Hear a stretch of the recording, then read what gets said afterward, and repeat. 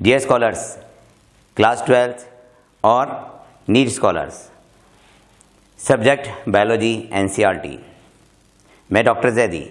आज हमारा टॉपिक है microbes in sewage treatment. Microbes in sewage treatment. Dear scholars, ये टॉपिक बहुत इंपॉर्टेंट है। जो क्लास 12th के स्टूडेंट्स हैं ना, बोर्ड के एग्जाम में भी ये क्वेश्चन बहुत आता है। Sewage treatment. सीवेज किसे कहते हैं? What is sewage? Municipal water. कहने का मतलब है कि जो शहरों का गंदा पानी होता है ना, वो सीवेज कहलाता है। शहरों के जो नालों में पानी बहता है वो क्या है? सीवेज है। उस सीवेज में क्या क्या होता है? उस सीवेज में वेस्ट फूड होता है, उस सीवेज में वेस्ट वाटर प्रोडक्ट होते हैं, सीवेज में ह्यूमन स्क्रीटा होता है, ह्यूमन यूरिन होता है, और एनिमल्स के भी स्क्रीटा उसके अंदर होते हैं, फीकल मैटर होता है। सीवेज आपने देखा होगा ब्लैक कलर का हो जाता है, बिल्कुल, है ना। Sewage rich in organic waste, है ना। सीवेज में ऑर्गेनिक वेस्ट बहुत ज़्यादा होता है ना। सीवेज वाटर को पोल्यूट करता है ना। वाटर पोल्यूशन भी करता है सीवेज। सीवेज को हम दोबारा रीयूज़ कर सकते हैं। कैसे? मतलब सीवेज के वाटर को हम दोबारा से रिसाइकिल करके यूज़ कर सकते हैं। देखो, सीवेज है ना, उस वाटर में क्या क्या चीज़ें हैं? सीवेज के वाटर में ह्यूमन का स्क्रीटा है, ह्यूमन का फीकल मैटर है, वेस्ट फूड है, ऑर्गेनिक वेस्ट है, पेपर वेस्ट है, ये सब है ना। तो हम करते क्या हैं? उस सीवेज में जो इम्प्योरिटीज़ हैं, मतलब अशुद्धियां हैं, जो तैरने वाली हैं, जो ऊपर फ्लोट कर रही हैं, है ना, उसको फिल्टर करके निकाल देते हैं। और जो सीवेज में नीचे बैठ गई, उसको भी फिल्टर करके रिमूव कर देते हैं। नीचे कौन सी बैठती हैं? जैसे पत्थर हैं, कंकड़ हैं, है ना, ये सब नीचे बैठ जाते हैं, डस्ट पार्टिकल नीचे बैठ जाते हैं। हमने फिल्टर किया, उसे साफ कर दिया। फिर हम क्या करते हैं? सीवेज को माइक्रोब्स के द्वारा ट्रीट कराते हैं। तो सीवेज का ट्रीटमेंट भी हम दो तरह से करते हैं, एरोबिक और anaerobic. Aerobic bacteria organic waste को डिकम्पोज कर देते हैं, ठीक है। फिर एनारोबिक बैक्टीरिया जितनी भी इम्प्योरिटीज़ होती हैं उसको डाइजेस्ट कर देते हैं और वाटर साफ हो जाता है। उस पानी को फिर हम एग्रीकल्चर में सिंचाई के लिए, इरिगेशन के लिए यूज़ कर लेते हैं। और अगर हमें पीने के लिए बनाना है तो हम फिर उसको ओजोन से या क्लोरीन से ट्रीट कराते हैं, है ना। उस वाटर में ओजोन पास कर देते हैं या क्लोरीन पास करते हैं, तो जितने भी पैथोजेनिक माइक्रोब्स होते हैं सब वो किल हो जाते हैं, ठीक है। तो सीवेज को हम रिसाइकलिंग प्रोसेस के द्वारा दोबारा से, है ना, पीने के लिए या एग्रीकल्चर के लिए, है ना, एग्रीकल्चर में सिंचाई के लिए यूज़ कर सकते हैं। डियर स्टूडेंट्स, आज सीवेज ट्रीटमेंट प्लांट आप पढ़ने जा रहे हैं। Sewage treatment plant. Ministry of environment and forest ने भी, है ना, ministry of environment and forest ने भी दो एक्शन प्लान चला रखे हैं। एक है गंगा एक्शन प्लान, एक है Yamuna action plan. Ganga action plan, दूसरा कौन सा है? Yamuna action plan. इसके द्वारा वो रिवर के पोल्यूटेड वाटर को, है ना, क्लीन वाटर में चेंज कर रहे हैं। तो डियर स्टूडेंट्स, पहले हम सीवेज ट्रीटमेंट का मैं डायग्राम बनाता हूँ, उसके बाद उसको मैं एक्सप्लेन करता हूँ। तो स्कॉलर्स, मेरे साथ साथ आप भी डायग्राम बना लें। ओके, आइए डायग्राम बनाते हैं।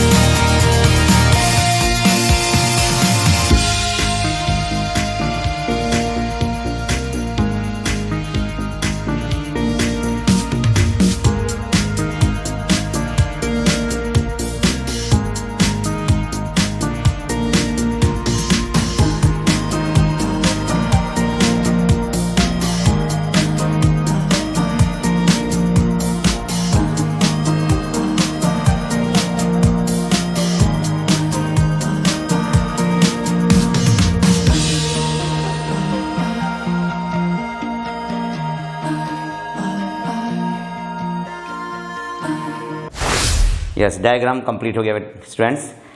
अब मैं इसको एक्सप्लेन करता हूँ।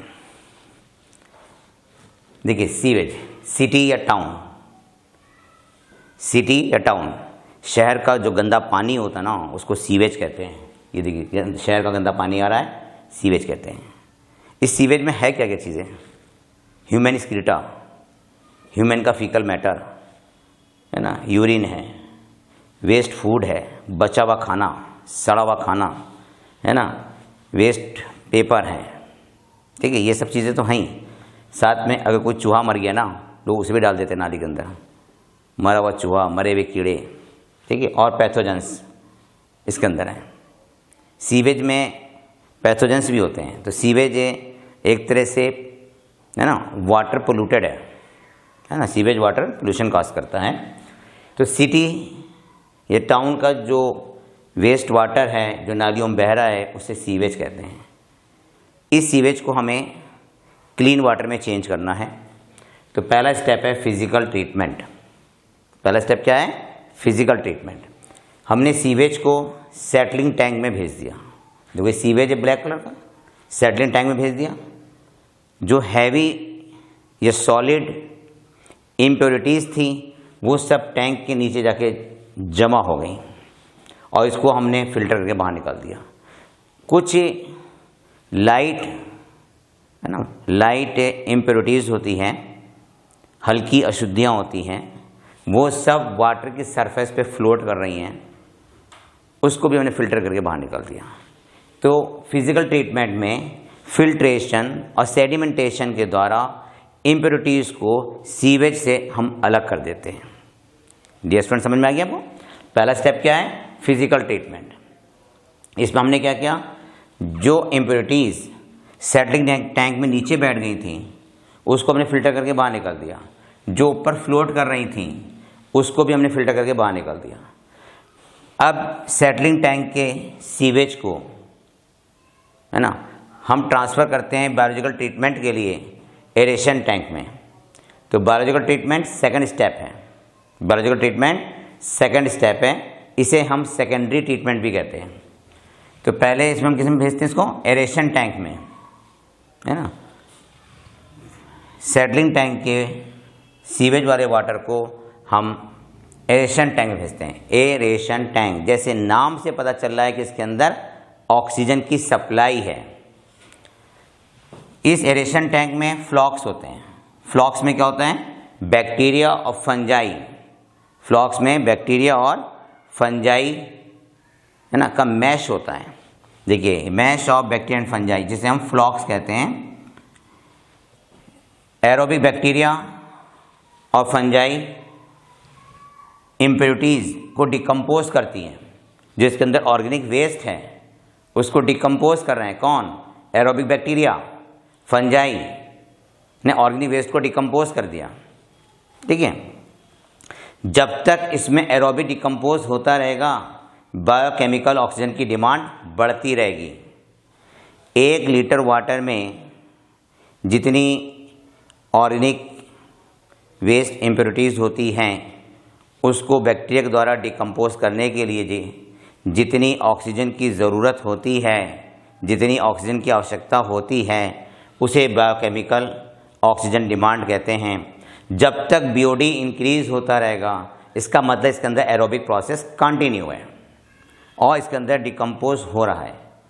जब ऑर्गेनिक वेस्ट पूरा डिकम्पोज हो चुकेगा तो बीओडी इंक्रीज़ होना बंद हो जाएगा और बीओडी डिक्रीज़ हो जाएगा।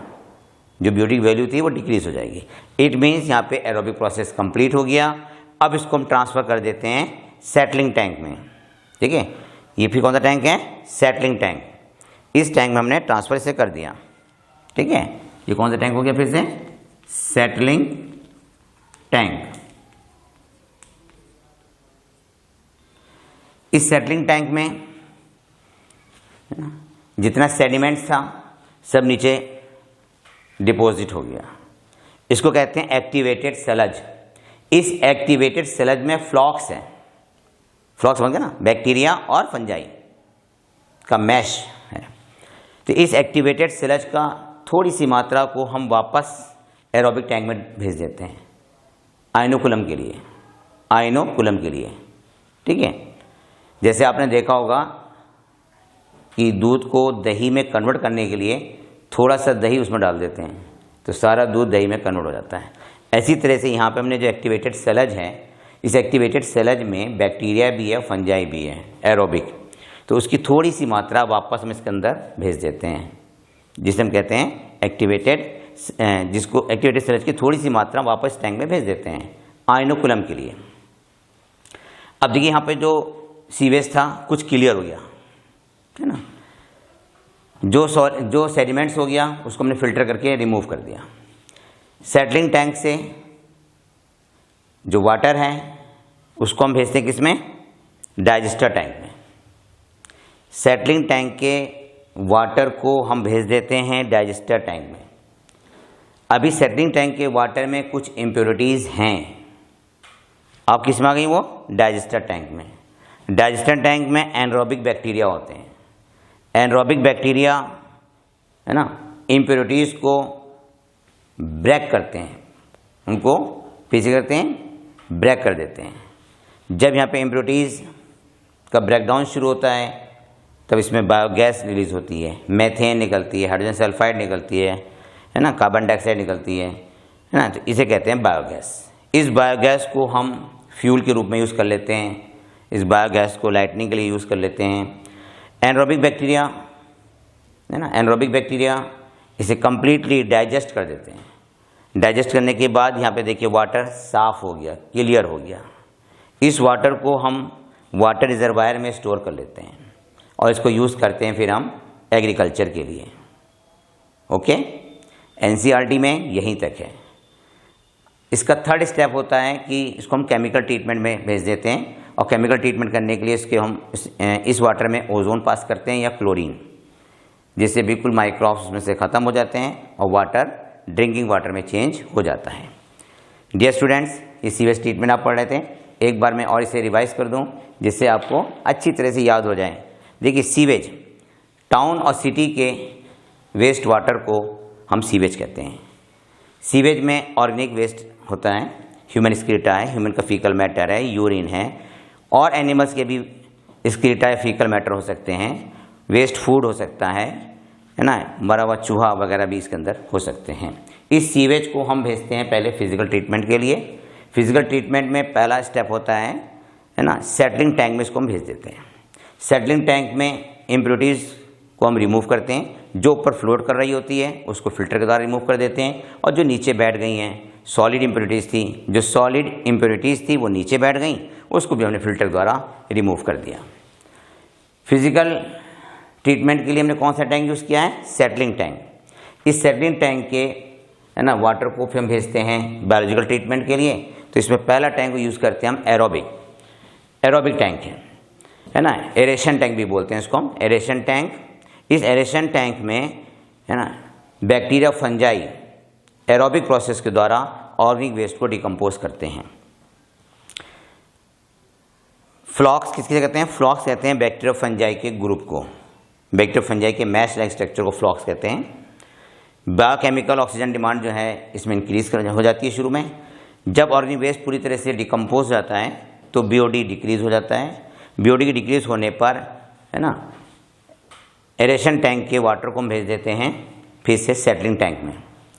सेटलिंग टैंक में जो इम्प्योरिटीज़ होती है वो नीचे बैठ जाती हैं, साथ में यहाँ पे फ्लॉक्स भी नीचे बैठ गया। अब इसे हम कहते हैं एक्टिवेटेड सेलज।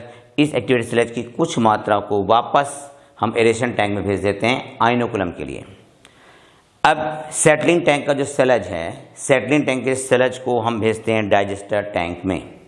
डाइजेस्टर टैंक में एनारोबिक प्रोसेस होता है, इसमें एनारोबिक माइक्रोब्स होते हैं जो कि ऑर्गेनिक वेस्ट को डाइजेस्ट कर देते हैं पूरी तरह से। ठीक है, डाइजेस्ट होने पर इसमें से बायोगैस निकलती है, hydrogen sulphide, methane, carbon dioxide. इस बायोगैस को हम एनर्जी के लिए यूज़ करते हैं, मतलब फ्यूल के रूप में यूज़ करते हैं और लाइटनिंग में यूज़ करते हैं। बायोगैस यूज है ना, use as a source of fuel, as a source of light के रूप में हम बायोगैस को यूज़ करते हैं।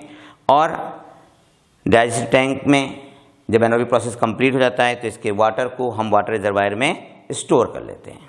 ये वाटर हमारा अब है ना एग्रीकल्चर के लिए सूटेबल हो गया है, ठीक है। अब इसको हम यूज़ कर सकते हैं डिफरेंट वर्क्स में। अगर इसे हम ड्रिंकिंग वाटर में चेंज करना होता है तो स्टूडेंट्स इसको फिर हम केमिकल ट्रीटमेंट और दे देते हैं इसमें, ठीक है। ओजोन पास कर देते हैं या क्लोरीन पास कर देते हैं, तभी पानी पीने वाला भी हो सकता है, ठीक है। Thank you. ये टॉपिक मेरा यहाँ पे कंप्लीट होता है। एनसीईआरटी में सीवेज ट्रीटमेंट में 2 प्रोसेस हैं, एक प्राइमरी ट्रीटमेंट और एक secondary treatment. Okay, thank you dear students.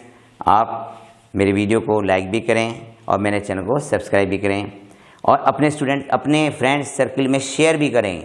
Thank you, wish you all the best.